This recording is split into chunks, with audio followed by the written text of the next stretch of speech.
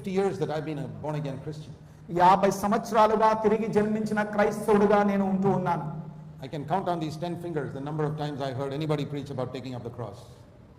యేసుక్రీస్తు శిలువనెత్తుకొని వెంబడించు అని బోధించిన వారు ఎంతమంది నేను చూశానో ఈ 10,000లో నేను లెక్క పెట్టగలుగుతాను. Less than 10 times in 50 years have I heard a man preaching what is the meaning of taking up the cross and following Jesus. 50 సంవత్సరాల్లో 10 పర్యాయాల కన్నా కూడా తక్కువ సార్లు యేసుక్రీస్తు శిలువనెత్తుకొని వెంబడించుట అనగా ఏమిటో వివరించిన వారిని చూశాను. How many times have you heard someone explain to you what it means to take up the cross and follow Jesus? శిలువను ఎత్తుకొని వెంబడించుట అనగా ఏమిటో మీ ప్రసంగం చేయబడిన మీలో ఎంతమంది అలాంటి ప్రసంగాలు విన్నారు? I looked for books on it. It was difficult to find books on it. అలాంటి సత్యముల కొరకే నేను పుస్తకాలు పరిశోధించాను, కానీ నాకు లభించలేదు. Most of the books are on how to make money in Jesus' name. యేసు నామమున ఎలా డబ్బులు సంపాదించగలుగుతామో అనేక పుస్తకాలు ఉన్నాయి. How to get a better house and a better car. ఓ మంచి ఇల్లును మంచి కారు ఎలా కొనగలుగుతామో ఉన్నవి How to పుస్తకాలు. claim earthly things in Jesus' name. యేసు నామమున ఈ లోక సంబంధమైన విషయాలు ఏమేమి పొందగలమో అను వాటిపై ఉన్నవి. What a work the devil has done in deceiving Christians. చూడండి, ఇలాంటి క్రైస్తవుల విషయంలో సాతాను ఎలాంటి కార్యాలు చేశారు. Not leading them into sin. వారిని పాపములో వదిలివేయడం కాదు, Sidetracking them from the main thing in life. జీవితంలో అతి ముఖ్యమైన విషయంలో పక్కకు తొలగించడం. So I decided to study the scriptures myself to find out what does it mean to take up the cross. సిలువను ఎత్తుకొని వెంబడించుట అనగా ఏమిటో బైబిల్ ఏమి సెలవిస్తుందో పరిశోధించడానికి నేను And I నిర్ణయించుకున్నాను. saw that the Bible says the main problem with us is that our life is centered in ourselves. Bible సెలవిచ్చిన ప్రకారము మనతో ఉన్న సమస్య ఏమిటంటే మన జీవితం అంతా కూడా మనమే కేంద్రీకరించబడుతున్నాం. That even when we become Christians, we can think of what can I get from God. క్రైస్తవులుగా మారినప్పుడు కూడా దేవుడి నుంచి నేను ఏం పొందగలుగుతాను?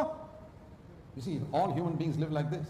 చూడండి, మనుషులందరూ కూడా అలా ఆ ప్రకారం జీవిస్తున్నారు. If I go here, what can I get? నేను ఇక్కడికి వెళ్తే నాకేమి దొరుకుతుంది? If I take this job, what can I get for me and my ఈ family? ఉద్యోగం నేను పొందితే నాకు నా కుటుంబానికి ఏమి లభిస్తుంది? If I go to this country, what can I get for me and my family? నేను పలానా ఈ దేశానికి వెళ్తే నాకు నా కుటుంబానికి ఏం వస్తుంది? If I become friends with this influential person, what can I get for myself? ఈ ప్రఖ్యాతిగాంచిన వ్యక్తితో నేను స్నేహం ఏర్పాటు చేసుకున్నట్లయితే నాకు ఏమి లభిస్తుంది? If I watch this movie, shall I get some pleasure for myself? లేదా ఈ సినిమా నేను చూస్తే నాకేదైనా సంతోషం కలుగుతుందా? And when such a person becomes a Christian, అలాంటి వ్యక్తి క్రైస్తవుడైతే he thinks, now I got God, what can I get from God for myself? అప్పుడు ఏమంటుంది? ఆ దేవుడు నేను పొందాను, దేవుడి నుంచి నేను ఏమి పొందగలుగుతానని And ఆశిస్తాను. there are preachers who tell them, చూడండి, మన బోధకులు కూడా అలాగే చెప్తూ ఉన్నారు. you can get money from God, దేవుడి నుంచి నువ్వు you డబ్బులు can get పొందగలుగుతావు, healing from God. నువ్వు ఆయన నుంచి స్వస్థత పొందగలుగుతావు.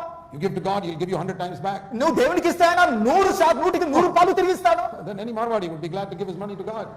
అయితే ఏ మార్వాడి అయినా దేవునికి ఇవ్వడానికి సంతోషిస్తారు. No bank will give you 100 times what you give them. A bank అయినా నువ్వు ఇచ్చిన దానికి 100 రూపాయలు తిరిగి ఇచ్చేది లేదు. Is this Christianity? క్రైస్తవం అంటే ఇదానా?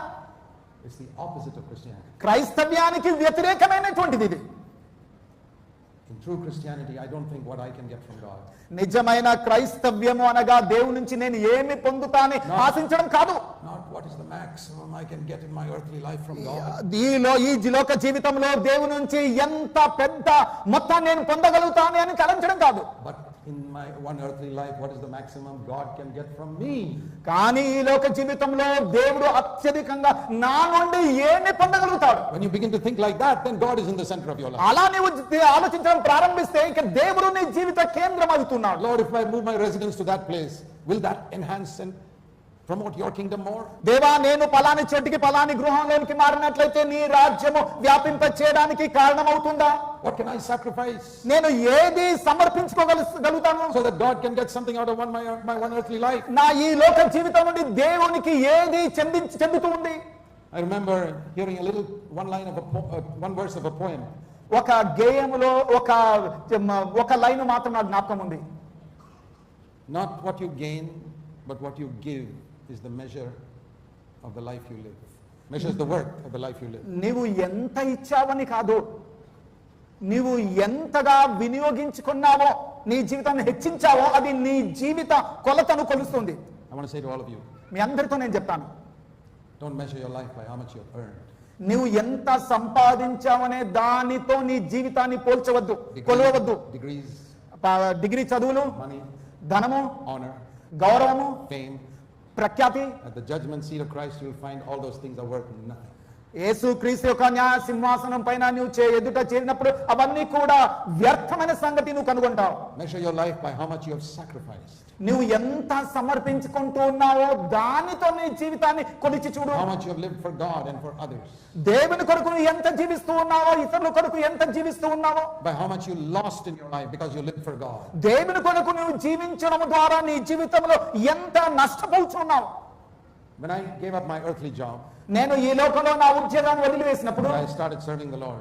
నేను వదిలేసి నా ప్రభువు సేవించడం మొదలుపెట్టాను. I made a decision నేను ఒక తీర్మానం that చేసుకున్నాను. I've kept for 43 years. ఆ తీర్మానం 43 సంవత్సరాలుగా చేపట్టి ఉన్నాను. Lord, I will never take money more than I would have earned in my secular job.